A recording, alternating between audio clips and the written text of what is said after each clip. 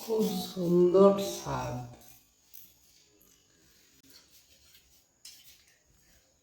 রুটি দিয়ে বা লুচি দিয়ে খাওয়ার উপযুক্ত একটা তরকারি। আপনারা অবশ্যই এই চ্যানেলটিকে লাইক, শেয়ার এবং সাবস্ক্রাইব করবেন এবং আমাদের সঙ্গে থাকবেন পরবর্তী ভিডিওর জন্য। এবং অবশ্যই বাড়িতে একবার চেষ্টা করে দেখবেন এরকম সুস্বাদু একটি রেসিপি রান্না করার জন্য। নমস্কার বন্ধুরা, তৃষ্ণা রান্নাঘরে আপনাদের সকলকে স্বাগত। আজকে আমি নিয়ে চলে এসেছি কাবলি ছোলার ঘুগনি। এখানে নিয়ে নিয়েছি 250 গ্রাম কাবলি ছোলা, এটাকে জলে ভিজিয়ে রেখেছিলাম। আর এখানে নিয়েছি আলু, 3টে বড় সাইজের আলু নিয়ে নিয়েছি। আর এখানে কাঁচা লঙ্কা, শুকনো লঙ্কা, রসুন, আদা, পেঁয়াজ নিয়ে নিয়েছি।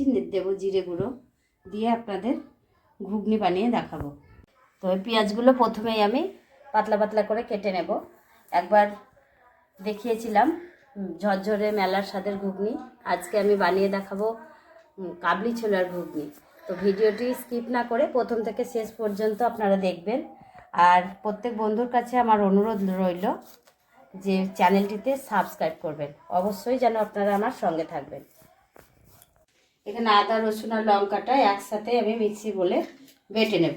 আর জিরে তো গুঁড়ো করাই আছে। আর এই দেখুন বন্ধুরা, পেঁয়াজটা কত সুন্দর পাতলা পাতলা করে আমি কেটে নিয়েছি। ঠিক এইভাবে আপনারাও কেটে নেবেন।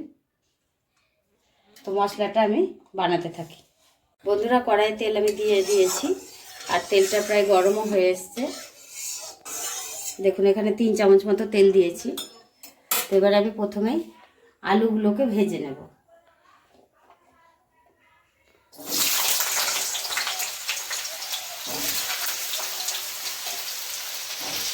একটু লাল লাল করে আলুগুলোকে ভেজে নেব। দেখুন বন্ধুরা, আলুগুলো আমার ভাজা হয়ে গেছে, অনেকটা বাদামি রং ধরেছে। এবার আমি আলুগুলো সব তুলে নেব তেল থেকে।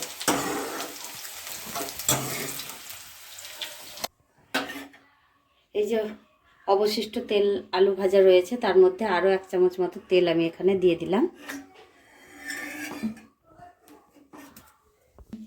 এখানে দিয়ে দিচ্ছি ছোট চামচের 1 চামচ জিরে, গোটা জিরে ফোড়নের জন্য, 2টো তেজপাতা, 1টা শুকনো লঙ্কা,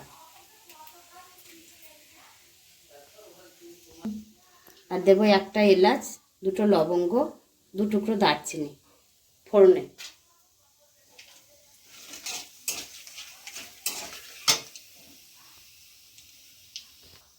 এখানে ছোট চামচের, এটা বড় চামচ কিন্তু ছোট চামচের 1 চামচ আন্দাজ করে আমি চিনি নিয়ে নিয়েছি।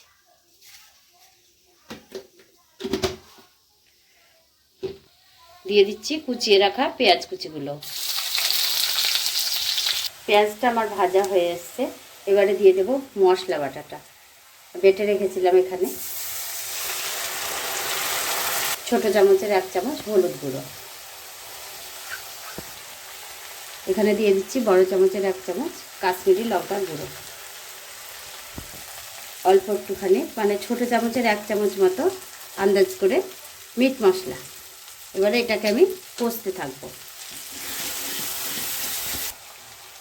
আর দেব অল্প একটুখানি সস।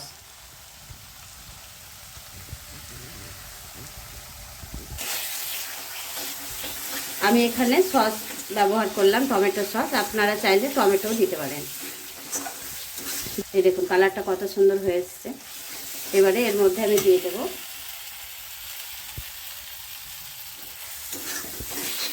ভিজিয়ে রাখা কাবলি ছোলাগুলো। ছোলাগুলো দিয়ে আমি বেশ কিছুক্ষণ নাড়তে থাকবো। যখনই তেলটা ছাড়া ছাড়া হয়ে আসবে তখনই এর সাথে আলু আর জল মিশিয়ে দেবো। বন্ধুরা, কত সুন্দর আমার এটা ভাজা হয়ে গেছে। এবারে আমি দিয়ে দেবো এর মধ্যে আলুগুলো, ভেজে রাখা আলুগুলো।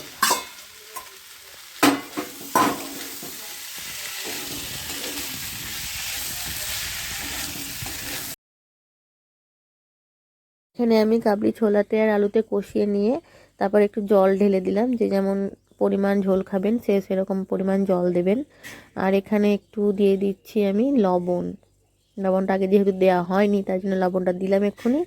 আর এরপরে আমি প্রেসার কুকারে বসিয়ে 2টো সিটি মেরে নেব, তাহলে আমার দেখুন বন্ধুরা, রেডি। কত কম সময়ের মধ্যে আমি বানিয়ে ফেললাম কাবলি ছোলার ঘুগনি। দেখতেও যেমন সুন্দর, খেতেও কিন্তু দারুণ টেস্টি। আমি নিজে রান্না করেছি বলে বলছি না, তো আমি একজনকে টেস্ট করিয়ে দেখাবো সে কি বলে। এসছে, এবার ওপর থেকে ছড়িয়ে দিলাম কতগুলো ধনেপাতা। একদম রেডি কাবলি ছোলার ঘুগনি।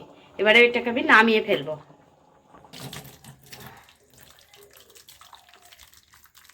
একদম রেডি।